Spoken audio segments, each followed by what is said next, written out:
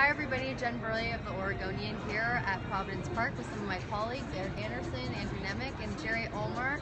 And we are here to talk about the two Class 6A football semifinal games, Sherwood and Westland at noon and Jesuit Sheldon at 4 o'clock. First, let's get started. Jerry, do you have an injury update? I know both of these teams maybe have some key players coming back from injury. Yeah, well, the latest word we got is that Sherwood's David Morris, safety and running back, he's been bothered by an Achilles in the playoffs, but from what I understand, he had a concussion last week, and they weren't sure whether he was going to be able to play today, but from what I hear from Andrew, I guess he's out. So that's actually a substantial blow to Sherwood because he's a huge two-way player for them. So. Andrew, what else can you tell us about that? Well, he's out. I mean, with a concussion, that's what he said earlier today. I talked to Coach Law. He's also out in street clothes, or was. He went back into the locker room. One of the big pieces that does is David Morris obviously plays kind of a running back. He can play outside a receiver. He can play tight end. You're going to put Elijah Molden over the top with him, but Elijah has an ankle injury himself. Sounds like he's a lot better, but last week when he was guarding Trevon, they put a safety over the top. So essentially, with Elijah being in the game, you had to put two guys over a best player.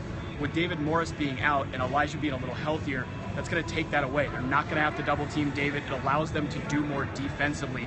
Rather than double David and play 10 on 9, they're going to go with Elijah on the outside on their best receiver and go one-on-one. It hurts. It really does hurt Sherwood, not only on the field, but in terms of what Elijah Molden can do. It frees him up to make plays and go one-on-one. Right. What about Cody Coppage? Let's talk about Westland. Is he a full go today? Well, I talked to Chris Miller earlier in the week, the Westland coach, who's saying that it looks like Cody's getting better. He's been undergoing a lot of treatment for his hamstring, but early in the week he couldn't tell me whether he was going to play or not. I get that sense that he probably will, though, just from the way Chris Miller, the tone of what he was telling me. So. I think I saw him down there warming up, and it's kind of his warm-up here, so it looks like he should be a game time decision. Well, he dressed down last week, too, so I don't know. We'll see. Yeah. But they definitely need him to take a little bit of heat off Connor Berger on the other side. So. Right. The other injury piece, obviously, is if Elijah Molden's good enough to play on both sides of the ball, that really allows Westland to do a lot more things. It makes them more balanced. Versus him not playing, they become a more pass-happy team. Sherwood obviously has some trouble with the pass. They're a little bit better against the run. But when you can do both things, it really creates some problems for the defense. If Elijah can only still play the defensive side of the ball like he did last week, that's going to make Westland a little more one-dimensional. I think this game's a little bit closer. With David being out, and if Elijah can play both sides of the ball, it's not looking great for Sherwood early. Obviously, a lot of football left hasn't even started. Let's talk a little bit about one of the star players out on the field today, Tim Tawa, Westland's junior quarterback. He's had a great season, Eric. What do you think he needs to do today to help Westland get to the championship game? Well, that actually follows up really nicely with what Andrew was just saying. If Molden's not in the game, he does have to spread the ball around a little bit more, and you're going to see other weapons like Cleo Munson, who is a running back that Chris Miller had identified as a possible starter for a lot of other teams in state. So he's a talented player that could see the ball a little bit more. But other players like Kawhi Tassa, Dawson Jolly, also at the running back position as a freshman, might get a few spot duty action there. And at the receiving position, obviously Connor Berggren's been putting up huge numbers this season, and you can see another guy like Logan Sullivan also get some catches there. Jake Meisen had two big catches last week, and he's a junior, and he's a real talent. He's very fast.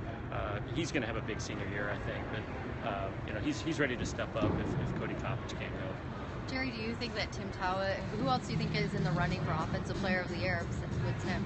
Well, I think there's three people that it's kind of boiled down to, with Tim Tawa, and then Sheldon's Justin Herbert, the senior quarterback who's committed to Oregon, and of course there's Jesuit's Jason Talley. So today will be the biggest stage for these guys to kind of show what they can do. So who knows? We made the Player of the Year argument maybe settled today.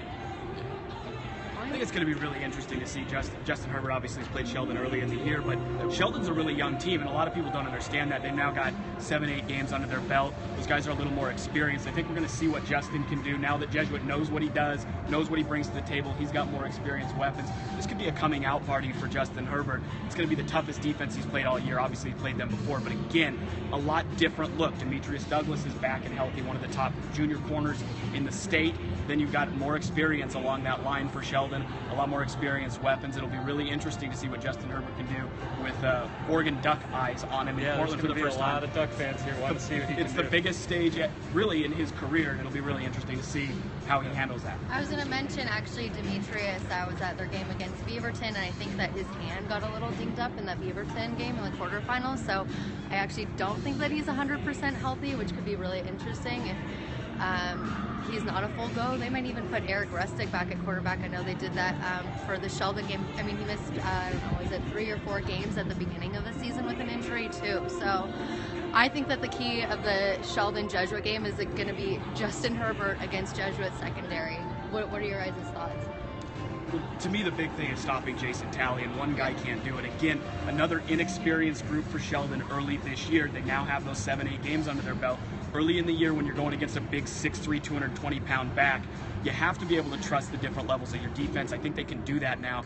One guy's not going to be able to tackle Jason Talley. It's going to have to be a group effort, and I think that Sheldon defense, having watched them a couple of weeks ago, looks in sync. They gang tackle. It's going to be big if they can keep him to yards after contact, keep that low, and really limit. I mean, how much can you limit Jason Talley? Limit him to maybe 200 yards. He's had 280 twice in the first half with 5 touchdowns earlier in the playoffs. So it'll be really interesting to see if they can keep him to maybe 200 and then have a big offensive night themselves and win a high-scoring game. Yeah, I think that's the only way to do it. says that game was their worst defensive game. They thought that they didn't tackle very well in space, and so it will be interesting to see how much the defense has improved since that first game too. Okay, so before we go, some predictions from each of you today. Who's going to win this first game? That's brutal. Put me on the spot.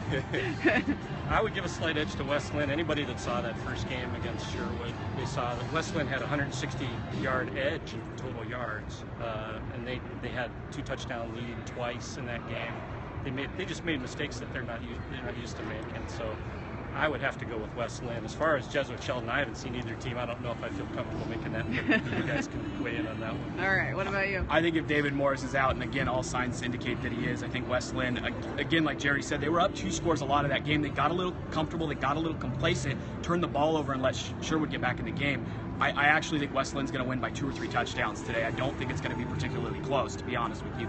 The other game, I think it's going to be close like it was last time. I don't think it goes into overtime. What a treat we would have if that were the case. But I think Jesuit is firing on all cylinders. They're completely healthy. Demetrius Douglas at that corner, whether he has a hand injury or not, or whether he's full strength or not, that's going to limit their ability to throw to the outside. I think Jesuit wins a close one in the second game. But again, I think West Lynn wins by 2 or 3 scores in this early one. What about you, Eric? A little more conservative than that. I think West Lynn will probably win by a touchdown, but it is, as we've noted, they were the only team throughout the regular season to have a lead on Sherwood in the 4th quarter. Sherwood typically got ahead of every other team except I think North Salem had a 1-score lead early, and then obviously Sherwood rolled North Salem after that. So West Lynn has shown something that no one else has, that they can get up on Sherwood. So I do think they win by a score in that one. As far as Sheldon and Jesuit goes, I think those offenses are going to beat each other up. So I expect that one to be high scoring. I would go Sheldon. I think Justin Herbert's a huge X factor there. You don't get to see a 6'5" quarterback against your defense very often in the season. Granted, they did once, but I think Herbert's the difference maker there. I think they win by a touchdown. Great. How about you, Jen? First of all, so excited we get to see 2 great matchups from this season again. I think it's hard to beat a team twice. I'm going to go with West Lynn by a touchdown in the first game. However, with Jesuit Sheldon, Jesuits played, I think this is their 3rd rematch of the regular season in the playoffs, and they've handled those all quite well. I'm going to go with the Crusaders in the second game. Great. Thanks, everybody. Thank you.